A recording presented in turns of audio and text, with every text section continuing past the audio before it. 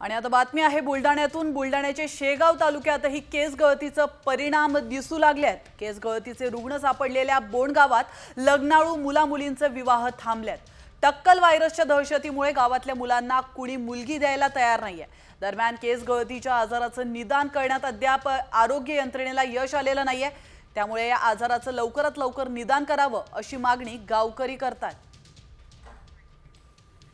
सगळे संबंध होणे राहिले 15 दिवस झाले आमच्या गावात असं कोसळलं आहे की केस गळून पडतात आणि लग्नाला येणारे पाहुणे हे पण आमच्या गावात येऊ राहिलेले नाही। गावकरी लोक आमचे खूप घाबरून गेले। याकरता काहीतरी कारवाई करावी, हे शासनानं थांबावं, सगळ्या गोष्टी याच्यावर निवारण करावे। प्रशासन या टक्कल व्हायरसकडे लक्ष द्यायला पाहिजे ना।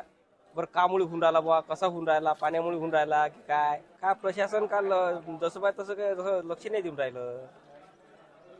पण आमचं म्हणणं धोरण असं आहे की बुवा प्रशासन यानं लक्ष द्यावं आणि टक्कल जो व्हायरस आहे हा कमी करण्यात तसं यश मिळावं।